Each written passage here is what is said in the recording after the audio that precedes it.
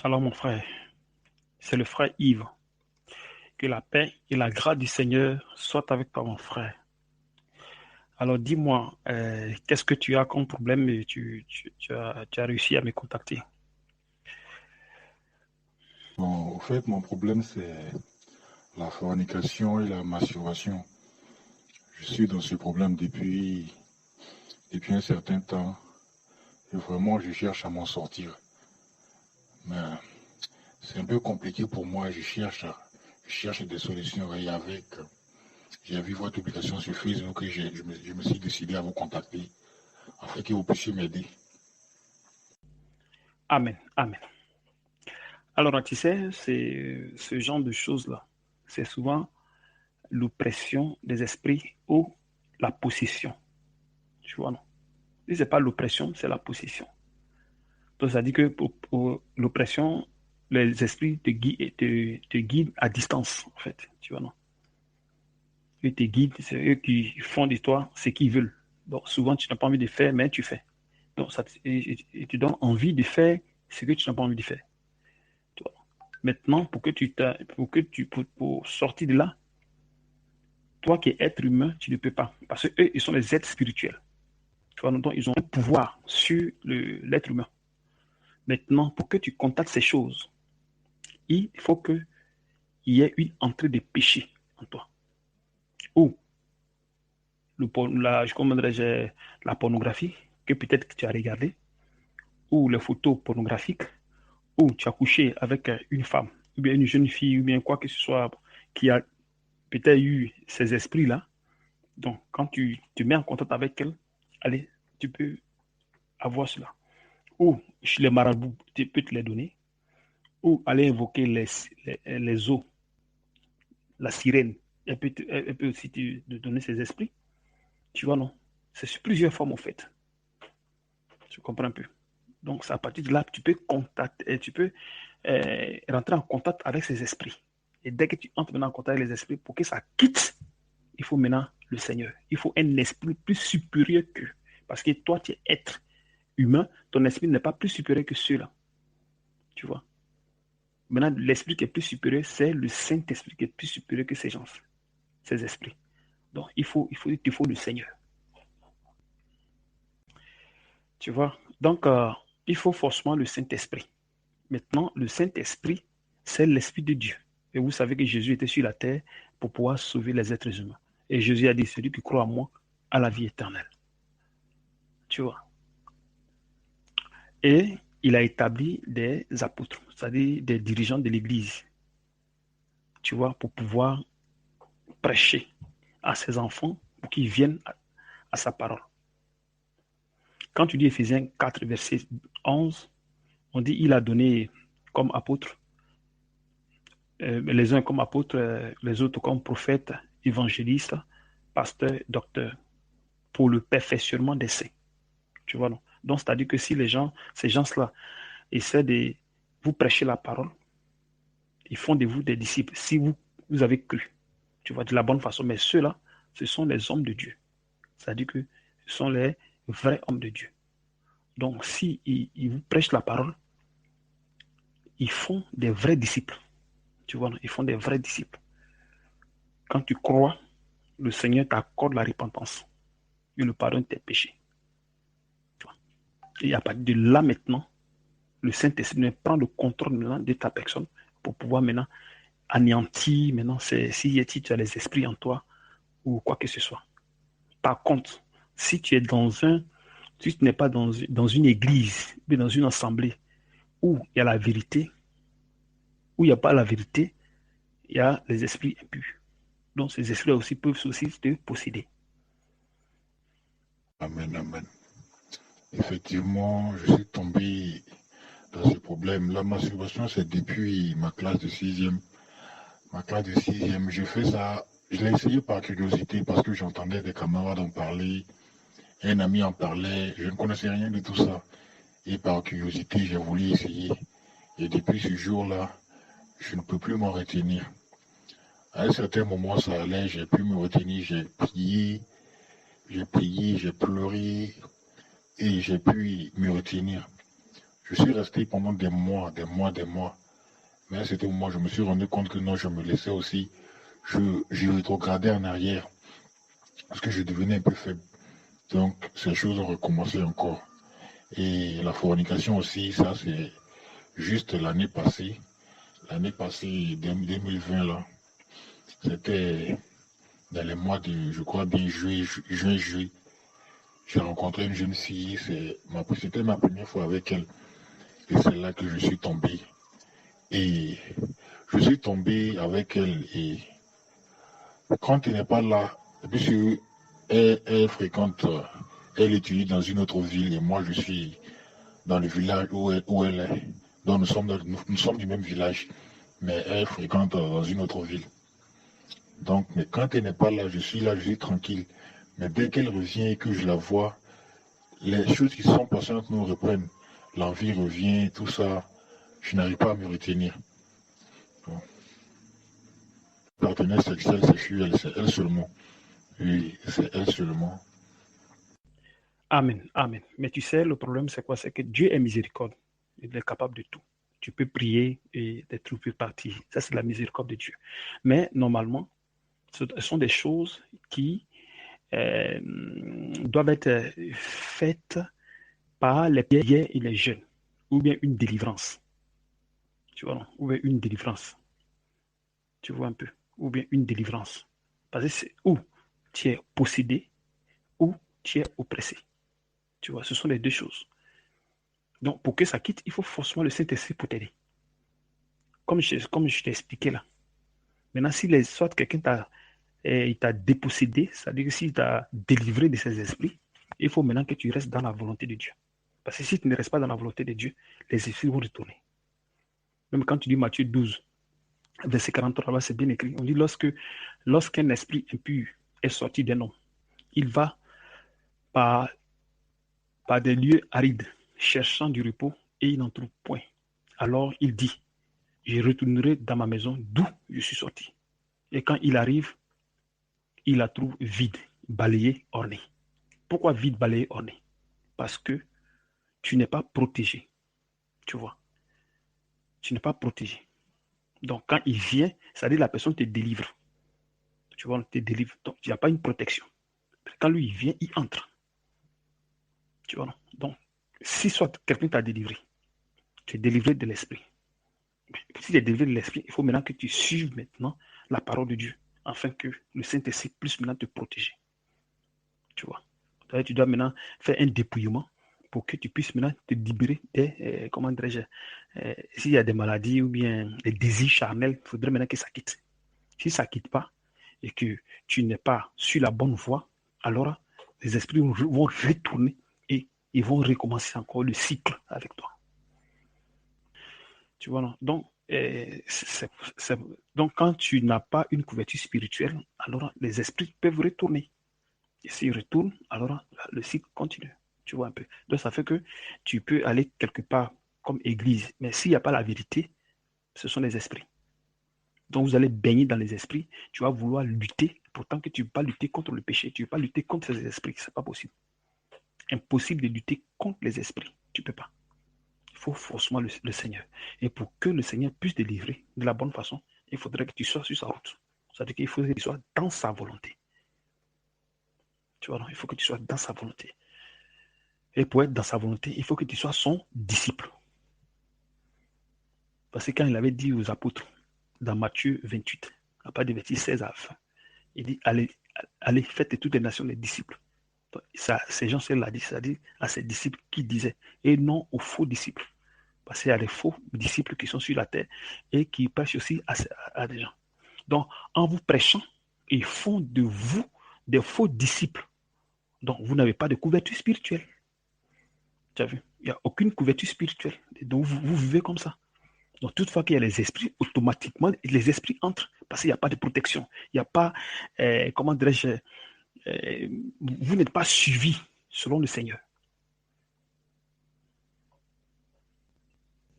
C'est pourquoi Paul va dire dans 2 Corinthiens 13, verset, à partir du verset 5, examinez-vous vous-même pour savoir si vous êtes dans la foi et de vous éprouver. Tu vois, non?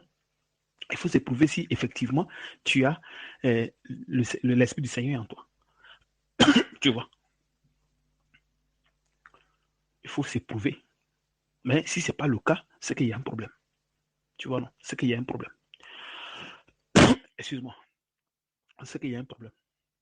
Donc, si tu t'examines, que tu es dans la foi, étant dans cette foi-là, le Seigneur va permettre à ce que tu sois délivré. Là, comme ça, tu as la protection. Et maintenant, tu grandis dans la foi. Mais si ce n'est pas le cas, si tu es dans une église, ou même si tu ne vas pas à l'église, ou même si tu ne pries pas le Seigneur, ou même si tu le pries, il faudrait que tu le pries bien. Il faudrait que ta liaison soit bien avec lui. Sinon, tu auras toujours des problèmes. Même si on te délivre, ça ne va pas changer. La seule chose, c'est de chercher de la bonne façon comment il faut suivre Dieu. Et il faut être un disciple selon l'esprit et non selon la chair. Parce que si quelqu'un n'est pas venu de Dieu, il va faire de toi un disciple selon la chair. Donc tu vas fonctionner selon la chair. Pourtant, dans Galates 5,16, chose a bien dit que marchez selon l'esprit, afin que vous n'accomplissez pas les désirs de la chair. Donc si toi, tu es un disciple selon la chair, tu ne vas pas marcher selon l'esprit. Tu vas marcher selon la chair. Tu as vu. Pourtant que si tu marches selon la chair, tu ne veux pas accomplir les désirs de l'esprit. Parce que tu n'es pas sur la voie de l'esprit. Tu vois. Même quand tu lis Romains 8, verset 5, là-bas, il a dit, ceux en effet qui vivent selon la chair s'affectionnent aux choses de la chair. Tandis que ceux qui vivent selon l'esprit s'affectionnent aux choses de l'esprit. Et l'affection de la chair, c'est la mort. Tandis que l'affection de l'esprit, c'est la vie et la paix. Car l'affection de la chair est inimitié contre Dieu. Parce qu'elle ne se soumet pas à la loi de Dieu et qu'elle ne peut même pas. Tu as vu? Donc, c'est-à-dire que tu ne connais pas Dieu. Tu vas penser connaître Dieu, mais tu ne connais pas Dieu. Et si tu ne connais pas Dieu, tu vas souffrir avec les esprits. Et c'est là les esprits vous fatiguent. Tu vois. Donc, tu vas à l'église, tu te masturbes, tu fais plein de choses. Tu as tous les péchés en toi, toute l'iniquité, le péché en toi. Tu vois. Quelqu'un va vouloir venir te délivrer, mais s'il n'est pas un vrai serviteur, il va faire semblant de délivrer, mais au fond, il ne te délivre pas. Et tu vas rester avec, comment dirais-je, ces esprits-là, cette manière de faire là, ça s'est calmé un temps et ça va reprendre, ça s'est calmé un temps, parce que ça est en toi. Ça est en toi. Mais pour que ça quitte, il faut maintenant le Saint-Esprit. Il faut maintenant être dans un coin où on parle de Jésus-Christ. C'est-à-dire qu'au milieu des saints qui vont t'enseigner la parole et faire de toi un vrai disciple. Et à partir de là, maintenant, ils vont te donner des recommandations afin que ces esprits-là quittent en toi pour que tu puisses grandir dans la foi. Tu vois, donc, sinon, étant dans la chair, tu ne peux pas lutter contre les esprits. Quand tu dis Éphésiens 6, même, c'est écrit là-bas. Verset 11, on dit, revêtez-vous de toutes les armes de Dieu, afin de pouvoir tenir ferme contre la ruse du diable. Tu as vu? Donc, pour que tu aies ces armes-là, il faudrait que tu sois dans un coin où il y a la parole de Dieu. Pas dans une fausse église, ou bien dans un coin de trucs à ça, non. Mais dans une vraie église. Pas église, bon, église, c'est l'ensemble des frères. Tu vois, dans une assemblée, au fait. Tu vois, non? Tu comprends? Parce qu'il faudrait que tu sois là, afin qu'eux, ils t'enseignent la parole et te faire grandir dans la foi. Sinon, tu peux pas. Parce que le verset 12 me dit, car nous n'avons pas à lutter contre la chair et le sang, mais contre les dominations, contre les autorités, contre les princes de ce monde, de ténèbres, contre les esprits méchants dans les lieux célestes. Tu as vu? Donc, ce sont des esprits, ce sont des êtres célestes dont la chair ne peut pas lutter contre eux. Donc, si tu n'es pas dans la foi, tu vas t'emmerder. Ils vont toujours te dominer. Tu vois, ils vont toujours te dominer. Maintenant, dans le verset 3, il dit, c'est pourquoi prenez toutes les armes de Dieu afin de pouvoir résister dans les mauvais jours et tenir ferme après avoir tout surmonté. Mais si toi, tu n'es pas dans la parole, comment tu vas surmonter tes choses? Tu ne peux pas les surmonter. Tu ne peux pas. Tu vas toujours rester dedans. Ils vont te faire croire que tu es sur mon fond. Parce que tu veux quitter, mais tu n'as pas le pouvoir. Tu n'as pas le pouvoir. Pourquoi? Parce que la chair domine. sur toi. La loi du péché est dans la chair. Donc, c'est cette loi-là qui se manifeste. Donc, ça t'amène les désirs. Ça t'amène à faire ce que toi, tu ne veux pas faire. C'est ce que tu fais. Et tu ne peux pas aussi arrêter. C'est pourquoi, si une personne n'est pas en Christ, elle ne peut pas être sauvée. Elle ne peut pas être sauvée. Parce qu'elle est dominée par le péché. Et la personne est née dans le péché. Donc, il est pécheur. Donc, un pécheur, comment un pécheur peut lutter contre le péché? C'est impossible. Il faut forcément le Saint-Esprit. Si le Saint-Esprit n'est pas là, tu ne peux pas lutter contre ces choses. Et pour que tu luttes contre ces choses, il faudrait que tu sois dans un cadre où il y a la parole de Dieu, c'est-à-dire la vérité. Donc, ces gens-là qui vont t'annoncer la parole, ils vont t'amener à la perfection. Tu vois, donc, ils vont te donner des recommandations, comment tu dois faire pour être délivré, comment tu dois faire pour grandir dans la foi. Là, comme ça, au moins, tu es protégé. Tu vois un peu. Là, quand tu es protégé, tu n'as plus de problème. Et quand tu arrives, tu es délivré. On va te donner des recommandations, tu es délivré. Tu vois. Quand tu dis Hébreu 13, verset 17, là-bas, on dit observez, on dit obéissez à vos conducteurs et ayez pour eux de la différence, car ils veillent sur vos âmes. Ce sont des personnes qui veillent sur vos âmes. Ils veillent sur vos âmes. C'est-à-dire que quelqu'un veille sur toi. On te donne un enfant, on dit veille sur ton enfant. Mais si quelque chose arrive, c'est toi qui vas protéger l'enfant. Tu vois. Pourtant que Jésus est là, mais il dit il faut veiller. Donc ça veut dire que Jésus donne une possibilité aux enfants sur la terre. C'est ces enfants qu'il établit. Donc, il leur donne une possibilité de pouvoir veiller sur ses enfants, ses brebis. Tu vois un peu. Tu vois un peu. Donc, c'est un peu ça. Donc, ces conducteurs vont veiller, eux, ceux qui vont vous conduire. Donc, en vous conduisant, eux aussi, ils vous protègent parce qu'ils prient pour vous. Ils gênent pour vous. Tu vois, non? Parce qu'eux, ils sont dans la vérité. Donc, ils sont des âmes de Dieu.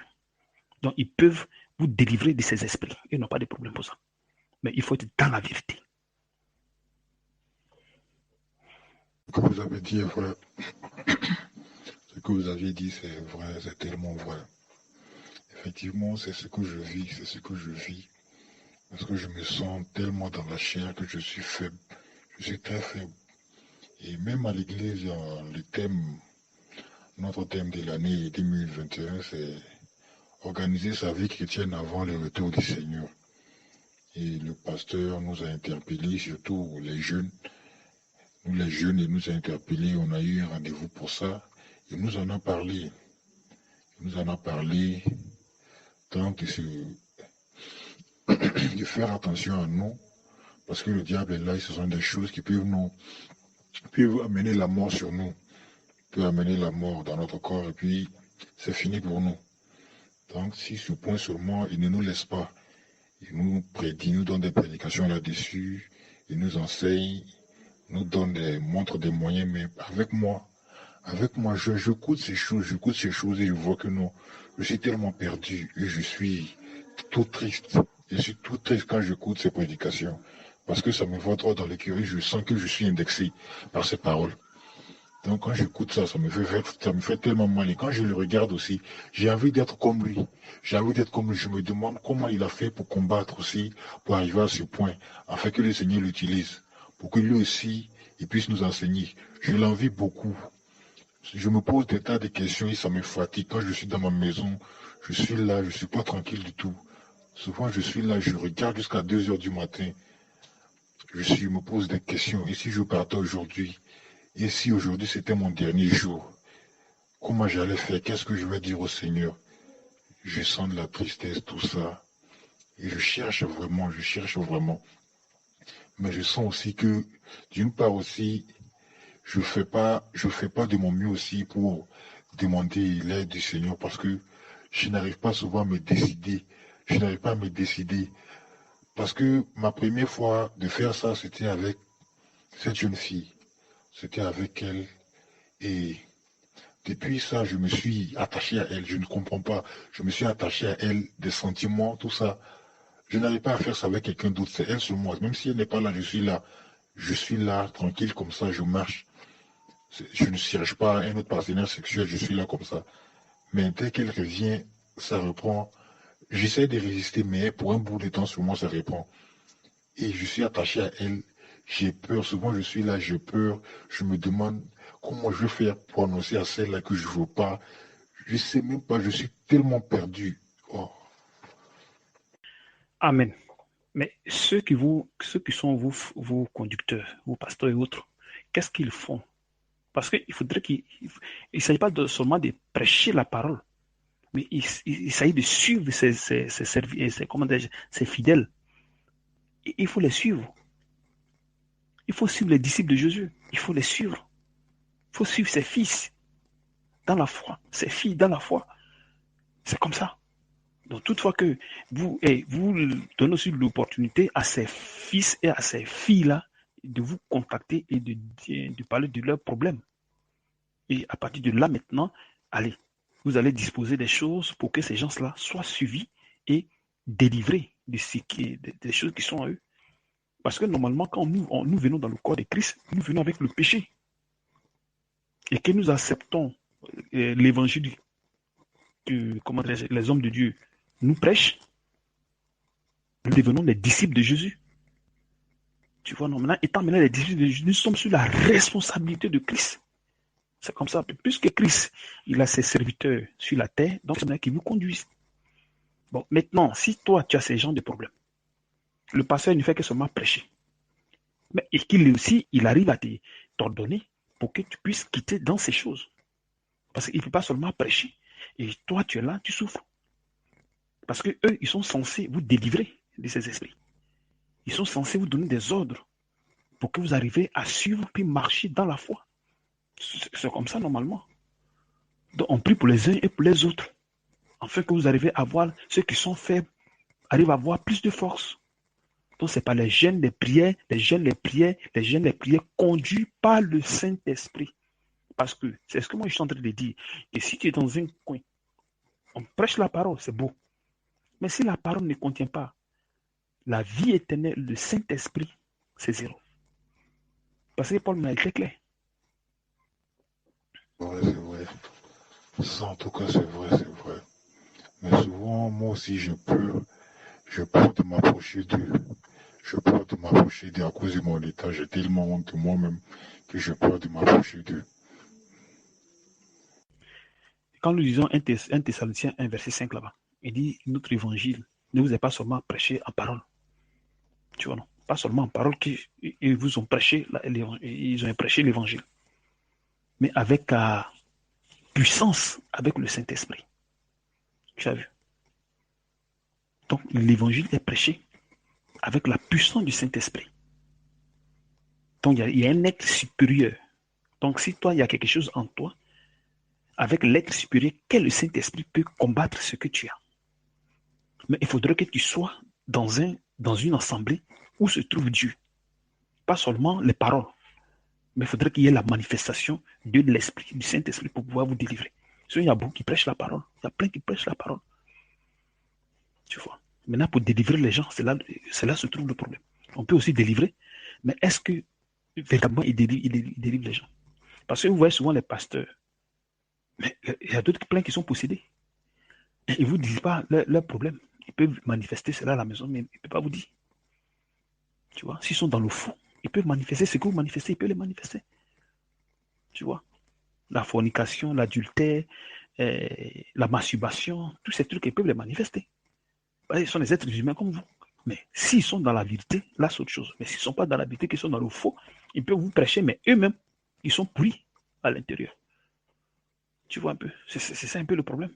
Donc, ça veut dire que c'est l'hypocrisie qui joue. Tu vois, parce que quand tu contactes le spirituel, que tu n'es pas dans la vérité, automatiquement, tu touches les esprits.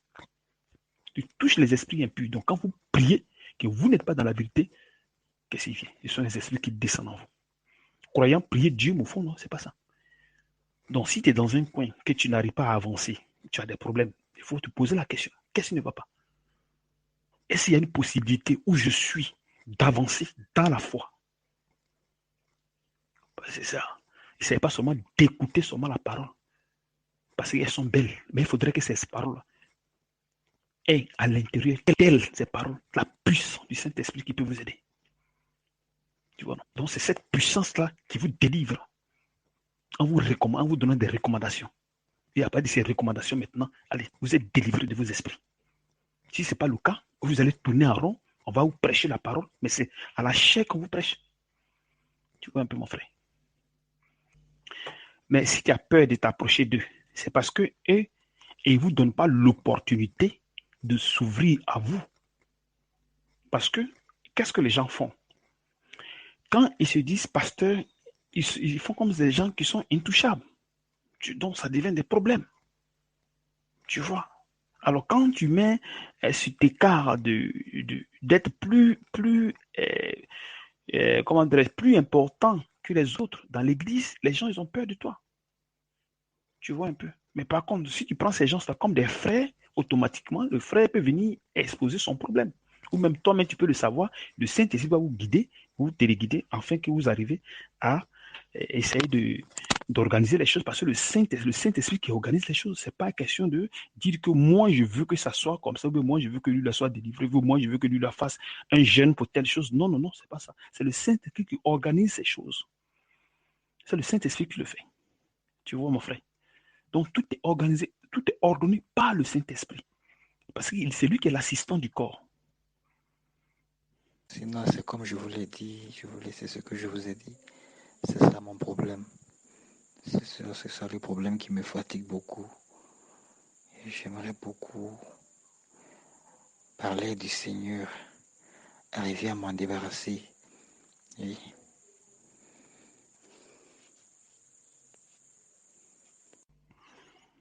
Oui, mais le problème, c'est que il faut que tu sois, c'est ce que je suis en train de t'expliquer depuis là. Il faudrait que tu saches que tu es au bon endroit. Je ne sais pas si je me fais comprendre. Il faudrait que tu saches que tu es au bon endroit. Parce que quelqu'un qui est au bon endroit doit grandir dans la foi. Tu vois? À un moment donné, tu vas commencer à grandir dans la foi. Parce que Dieu va organiser les choses et tu vas grandir dans la foi. En grandissant, toutes ces choses vont disparaître en toi. Mais si tu es là et tu ne fais que régresser, comment dirais-je, aucune évolution, rien, bon, il faut se poser la question. Il ne s'agit pas seulement d'aller à l'église, il ne s'agit pas seulement d'aller à l'assemblée, mais il faut se poser la question, je suis chrétien, mais qu'est-ce que je deviens?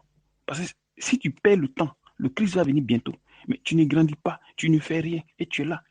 Mais avec toute cette pourriture, il ne peut pas te prendre. Avec la pourriture, il ne peut pas te prendre, c'est impossible. C'est impossible, il ne peut pas te prendre. Tu vois un peu. Il ne peut pas te prendre. Tu vois. Hein? Tu vois, non. Il ne peut pas te prendre. C'est pourquoi il est l'assistant. Donc, c'est lui qui assiste ses enfants. Puisque les enfants, ils ont des différents dons.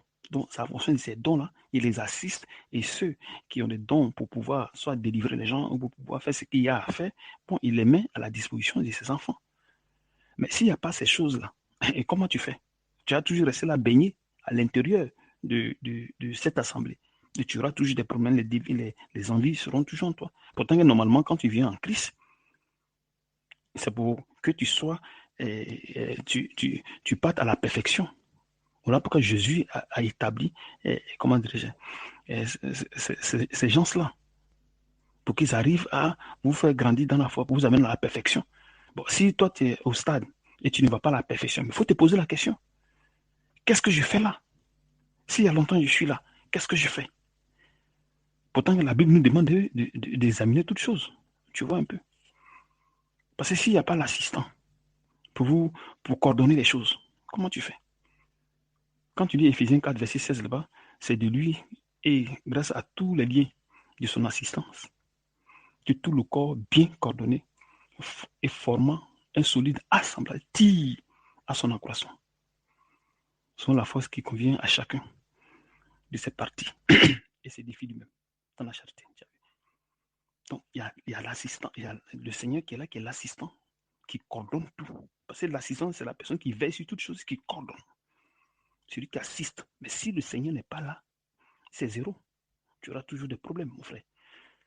Je ne sais pas si tu essaies de suivre un peu ce que je dis, quoi. Donc, tu vois un peu ce que je vais dire, non? Bon, le Jésus dit que nous sommes la lumière. Bon, toi, tu es la lumière, mais tu es dans les ténèbres. Comment tu fais?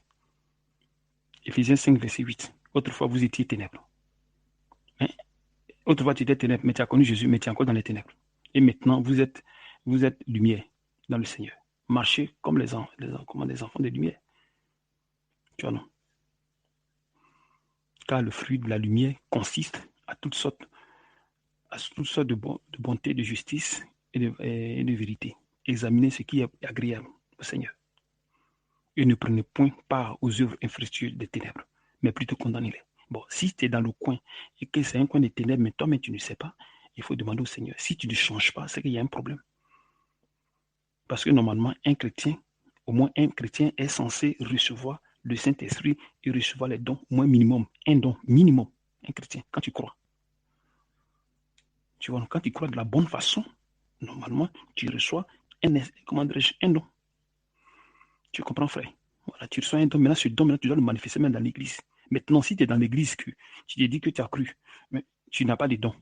Tu ne participes pas dans l'église. Mais il faut te poser la question, mais comment? Pourtant que vous devez participer dans l'église. Vous tous. Tout le monde doit participer dans l'église. Ça, pas seulement le pasteur.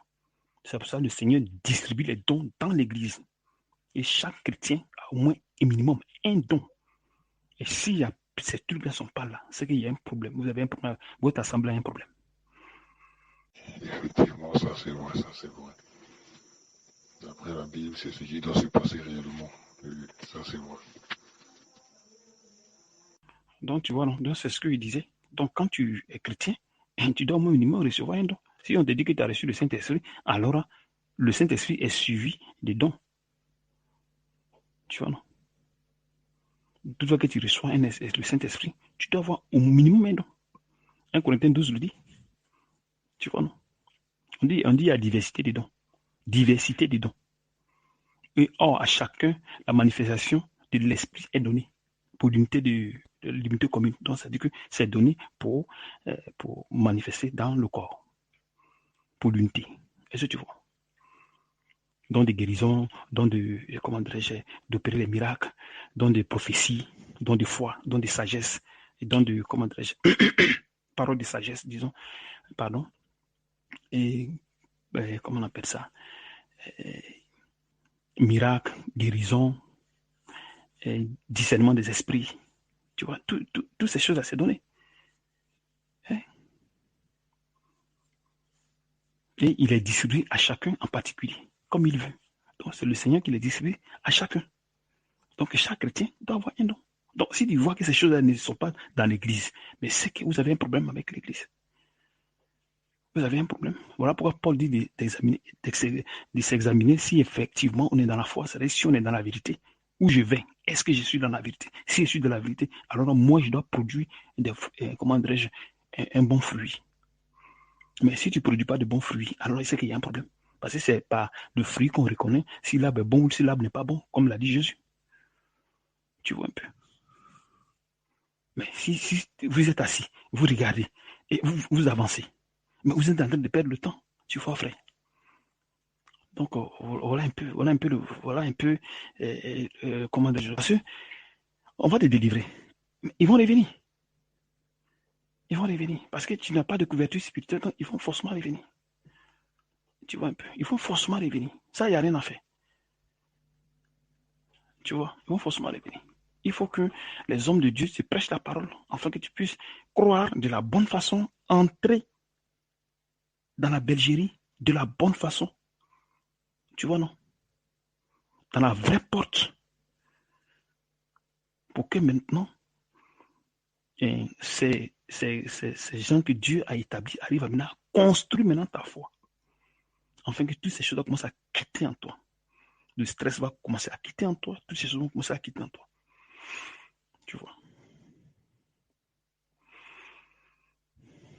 Souvent, le problème, c'est pas de soit délivrer la personne ou bien dire à la personne que bon, tu veux te marier, ou tu veux le travail, tu veux ceci, tu veux ceci. Non, c'est pas là le problème. La première chose que l'homme doit chercher, c'est Dieu, de la bonne façon. De la bonne façon. On doit chercher Dieu de la bonne façon. Il faut chercher Dieu. Il faut le chercher. Quand tu le cherches de la bonne façon, tu le trouves avec un cœur sincère, tu le trouves sur ton chemin. Mais si tu ne le cherches pas avec un cœur sincère, tout ce que tu as fait, tu as touché à des esprits et qui vont vous fatiguer. Tu vois un peu, frère. Donc, il ne s'agit pas d'aller à l'église parce qu'il faut aller à l'église. Il ne s'agit pas d'aller dans une assemblée parce qu'il faut aller dans une assemblée. Mais il faut aller dans l'assemblée parce que la parole de Dieu y est. Et quand la parole de Dieu est dans le coin, la parole elle est vivante, donc elle se manifeste. Maintenant, si la parole ne se manifeste pas, c'est que là, c'est mort. Donc, 1000 ans, vous allez rester là. 1000 ans, vous allez rester au pied, au même pied du départ. C'est-à-dire que grandir dans la foi, vous allez régresser. Et vous allez aller encore dans le péché. Tu vois, vous allez encore aller dans le péché. Tu vois, mon frère. Donc, il faut que tu sois une personne, un disciple selon l'esprit.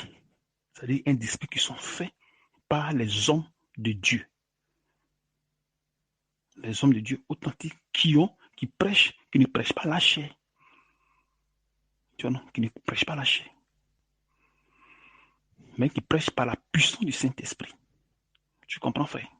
Et si c'est le cas, tu vois que tu seras délivré, sans problème. Ça sera un truc très facile. Pourvu que ton cœur soit seulement disponible, allez, c'est fini. Ton cœur est disponible, allez, il n'y a pas de problème. Donc, si tu veux te joindre à nous, on n'a pas de problème.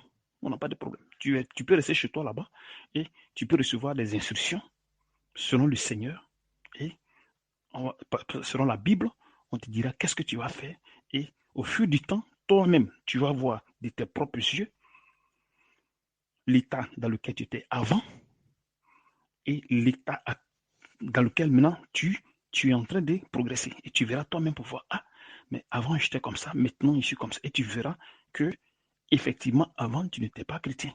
Tu te disais chrétien, mais tu n'étais pas chrétien.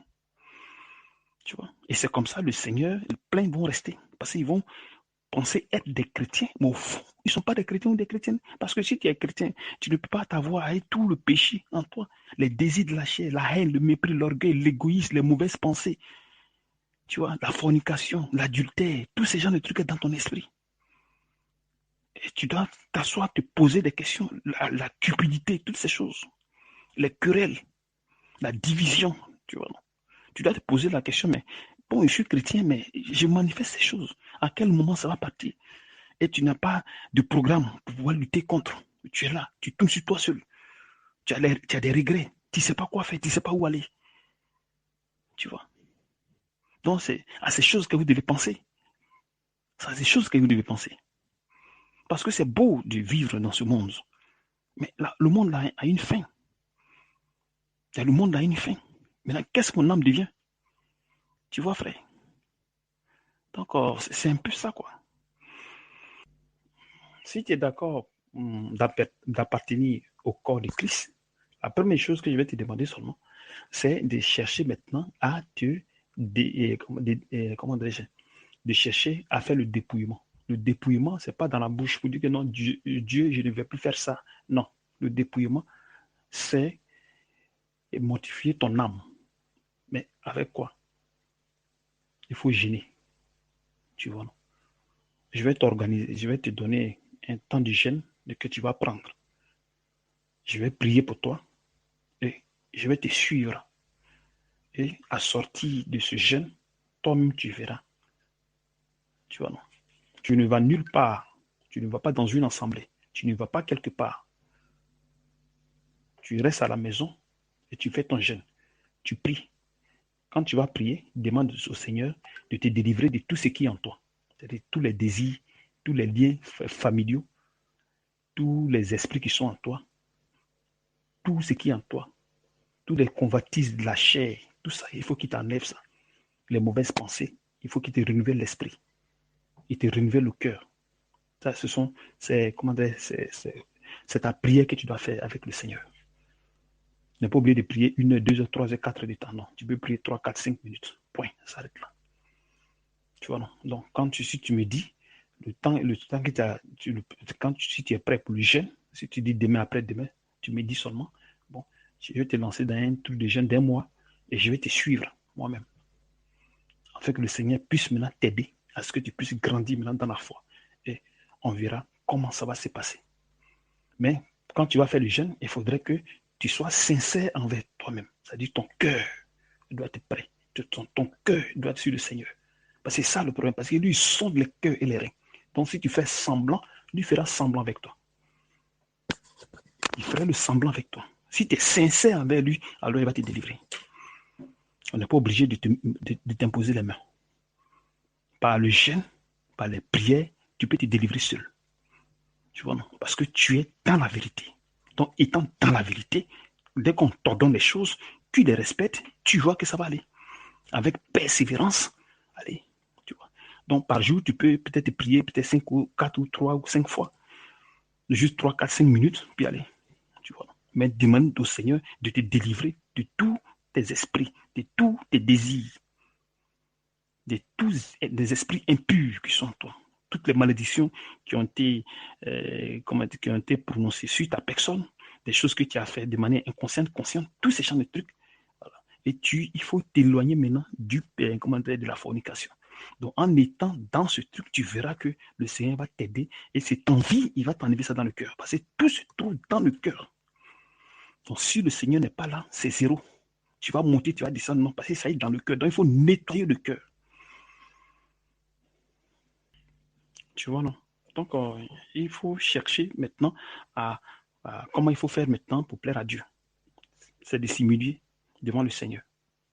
Comme il a dit dans 1 Pierre 5. Humiliez-vous donc sous la puissance main de Dieu, afin qu'il vous élève au temps convenable. Tu vois.